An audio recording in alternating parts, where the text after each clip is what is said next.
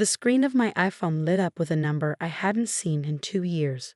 My hands trembled slightly as I stared at it, memories flooding back of that devastating night when everything fell apart. Mark's name flashed insistently, demanding attention just like he always had. I let it ring 4 times before answering. Hello? My voice was steady, calmer than I felt. Sarah? Mark's voice cracked. He sounded different, desperate, broken.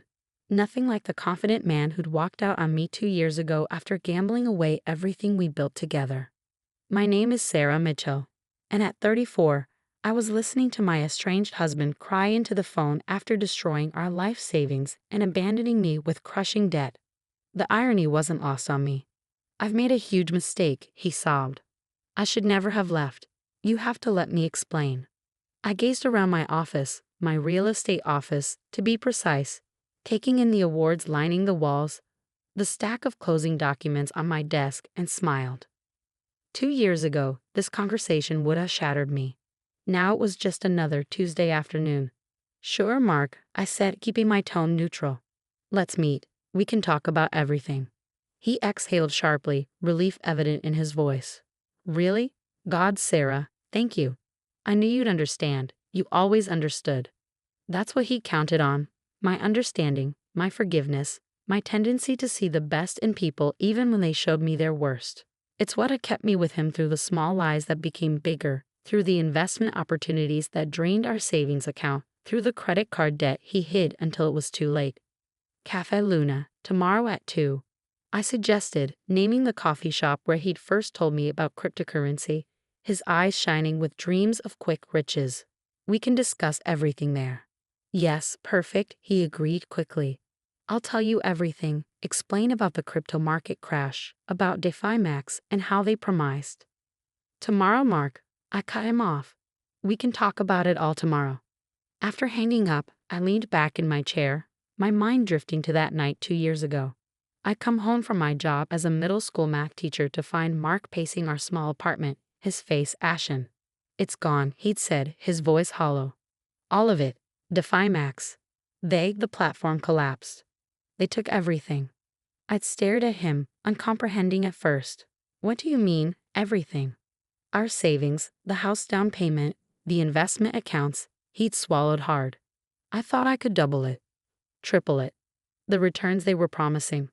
The room had started spinning as the magnitude of what he was saying hit me. Nearly $200,000. Every penny we'd saved over 8 years of marriage, gone in a crypto scam. But that wasn't even the worst part. There's more, he'd whispered, unable to meet my eyes. I took out some loans, credit cards in our names. I was trying to recover the losses, make it back before you noticed. $50,000 in credit card debt. He forged my signature, opened joint accounts, maxed them out chasing his crypto dreams. And now he was running away, leaving me to deal with the aftermath. I can't face this, he'd said, grabbing his pre-packed bag. I'm sorry, Sarah. I'm so sorry. I'd watched him walk out, too stunned to cry, too numb to stop him. The next day, I'd learned he quit his job at the tech startup where he worked. His phone was disconnected. He'd vanished, leaving me with nothing but debt and broken promises. But that night, sitting among the ruins of our life together, something had shifted inside me. I'd always been good with numbers, had always understood the power of compound interest and smart investments. I tried to tell Mark that get-rich-quick schemes never worked. That patient, strategic growth was the key to building wealth. He'd never listened. He wanted fast money, crypto millions, the excitement of high-risk trading. And now here I was at 32, starting over with less than nothing. The next morning, I called in sick to work and started making plans. First, I contacted a lawyer who specialized in debt and divorce cases. Then I called my brother Mike, who'd been in real estate for years. I need a change, I told him. I need to rebuild, and I need to do it my way. Mike had listened, really listened, as I laid out my plan.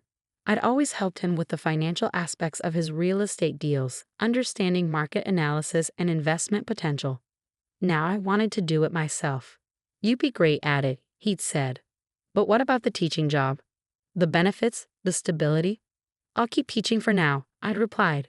But nights, weekends, I'm going to study for my real estate license. I'm going to learn everything I can about property investment, about building real wealth. And I did. For 6 months, I worked my teaching job, studied real estate in every spare moment, and systematically negotiated with creditors to manage the debt Mark had left me with. I lived on rice and beans, sold everything I could, and put every extra penny toward paying down those credit cards. I got my real estate license on a Wednesday. By Friday, I had my first listing through Mike's connections. A month later, I had 3 more. It turned out my teaching skills translated perfectly to real estate. I could break down complex market data for clients, help them understand their options, guide them through the biggest purchase of their lives. Within a year, I paid off half the credit card debt through commissions and careful budgeting. 6 months after that, I opened my own boutique real estate firm specializing in investment properties and first-time homebuyers. I understood their fears, their dreams of building something secure. I'd lived it. Now, sitting in my office 2 years after Mark walked out, I was debt-free and running a successful business. My firm had just closed its 100th deal, and I had a waiting list of clients drawn to my reputation for honest, strategic investment advice. My phone buzzed with a text from Mark. "Thank you for agreeing to meet. I have so much to tell you." I smiled, picking up the manila envelope on my desk, the one I'd been saving for just this moment. Inside were documents that would show Mark exactly what I'd built while he was chasing crypto fantasies. Tomorrow at Cafe Luna, he'd learn that sometimes the slow, steady path was the one that led to real success. And maybe, just maybe, he'd finally understand what he'd walked away from. I opened my laptop and pulled up the latest property listings. I had a client meeting in an hour, a young couple looking to buy their first home. They'd saved carefully, done their research, and were ready to build their future the right way. Cafe Luna hadn't changed much in 2 years. The same rustic wooden tables, the same artisanal coffee menu, the same large windows overlooking downtown. I arrived 15 minutes early, choosing a table in the corner where Mark and I had once planned our future overlaps and dreams. I set my leather portfolio on the table, along with the manila envelope. My real estate company's logo, Mitchell Properties, was embossed in gold on both. A small detail, but one I knew wouldn't escape Mark's notice. He walked in at exactly 2 p.m., and I barely recognized him. Gone was the designer suit, the expensive watch, the carefully styled hair. Instead, he wore wrinkled chakis and a faded polo shirt that had seen better days. His face was thinner, with dark circles under his eyes that spoke of sleepless nights. "Sarah," he breathed, stopping short when he saw me. "You look amazing." I did look good, I knew that. Success had given me a confidence that no designer clothes could match. My navy blazer and silk blouse weren't just expensive. They were earned. "Sit down, Mark," I said, gesturing to the chair across from me. "Would you like some coffee?" He slumped into the seat, running a hand through his unkempt hair. "I actually can't afford." "I'll get it," I cut in, signaling the barista. "Still take your Americano with an extra shot." He nodded, looking almost ashamed. Once our drinks arrived, we sat in silence for a moment, the weight of 2 years hanging between us. "Sarah," he started. "Let me go first," I interrupted, opening my portfolio. "Before you tell me whatever you came to say, I want to show you something." I pulled out a series of photographs, laying them on the table one by one. Beautiful homes, modern office buildings, luxury apartments, all properties I'd helped clients buy or sell over the past 2 years. "These are just a few of my recent deals," I said calmly. "Mitchell Properties specializes in investment real estate. We've closed over 100 transactions in the past year alone." Mark's eyes widened as he looked at the photos, then at me, then back at the photos. "Mitchell Properties? You started your own company?" I nodded, pulling out more documents. "After you left, I had 2 choices. I could let your mistakes destroy me, or I could rebuild. I chose to rebuild." His hands trembled slightly as he reached for his coffee. "The debt? I know I left you with $50,000 in credit card debt," I finished for him. "Yes, you did. Would you like to see how I handled that?" From the manila envelope, I extracted a stack of credit card statements, all stamped paid in full in red ink. I laid them out one by one, watching his face as realization dawned. "That's impossible," he whispered. "How did you?" "The same way anyone builds real wealth, Mark. hard work, smart investments, and patience. No crypto scams, no get-rich-quick schemes. Just strategy and dedication. I pulled out my company's latest financial statement. Mitchell Properties is now worth more than we ever had in savings. The difference is, this wealth is real. It's built on actual property, actual transactions, actual value. Mark slumped in his chair, his coffee untouched. I don't know what to say. When everything crashed with DefiMax, I thought, I couldn't face you. I couldn't face anyone. So you ran, I said, my voice steady but cold. You left me to deal with the debt, the creditors, the shame. Do you know what that was like, Mark? Having to explain to everyone why my husband had disappeared. He flinched at my words. I was a coward, he admitted. I've spent the last 2 years trying to recover, trying to make it back, but everything I touched turned to dust. Every investment, every opportunity. Because you're still looking for the easy way, I said, pulling out one final document. You haven't learned anything. What's that? He asked, eyeing the paper warily. Divorce papers, I replied, sliding them across the table. Already filled out, just waiting for your signature. His face crumpled. Sarah, please, I came back because I still love you. We can start over, rebuild together. I've changed, I swear. I studied him for a moment, remembering all the times I believed his promises, all the times I'd given him another chance. But I wasn't that person anymore. You want to know the biggest lesson I learned after you left? I asked, leaning forward slightly. Real value isn't about quick returns or crypto millions. It's about building something sustainable, something that helps others while helping yourself. I tapped the stack of property photos.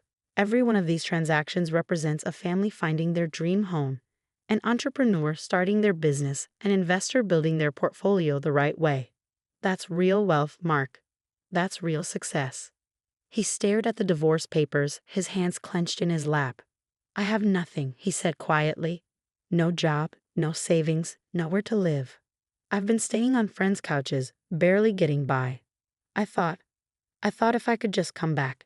You thought I'd save you, I finished, like I always did before. But I'm not here to rescue you anymore, Mark. I'm here to finally close this chapter of my life and move forward. Mark's hands shook as he reached for the divorce papers, his coffee now cold and forgotten. What if? He swallowed hard. What if I told you I have a lead on recovering some of the DefiMax money? There's this lawyer who specializes in crypto fraud. I held up my hand, stopping him mid-sentence. Are you seriously trying to pitch me another scheme right now? The familiar glint of desperate hope in his eyes told me everything. He hadn't changed at all. He was still looking for the easy way out, still trying to chase phantom riches instead of building something real. It's not a scheme, he insisted, leaning forward. This lawyer, he's already helped other victims recover their investments. We cold. There is no we anymore, Mark. I interrupted, my voice firm. And there's nothing to recover. That money is gone. But that's not why you're really here, is it? He fell silent, unable to meet my eyes. I waited, letting the moment stretch until he finally spoke again. I saw the article about you in Business Weekly, he admitted quietly. Your company's expansion, the new development project downtown. When I realized how successful you've become, you thought you could come back and benefit from everything I've built? I finished for him. The same way you once thought you could get rich quick with crypto. Tears welled in his eyes, but I felt nothing. No pity, no anger, just a calm certainty that I was finally closing the door on this chapter of my life. I was proud of you, he said, his voice breaking. Reading about everything you've accomplished. I realized what a fool I'd been, throwing away our marriage for. Stop, I said firmly. You weren't proud of me, Mark. You were envious. There's a difference. I pulled out one more document from my portfolio, a cashier's check.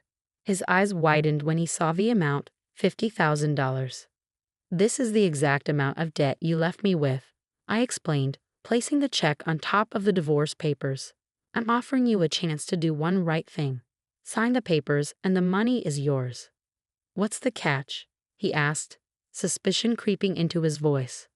The catch is that you disappear from my life completely. No contact, no attempts to reconnect, no trying to leverage our past relationship for your benefit. You take this money and you do what you should have done 2 years ago, start over. And if I don't sign? I smiled, gathering my photos and documents back into my portfolio. Then I proceed with a contested divorce and sue you for the fraud you committed by opening those credit cards in my name. My lawyers have built quite a case, including proof that you forged my signature. That's felony fraud, Mark. Want to guess how many years that carries? The color drained from his face. You wouldn't. The Sarah you knew 2 years ago wouldn't. I agreed. But I'm not her anymore.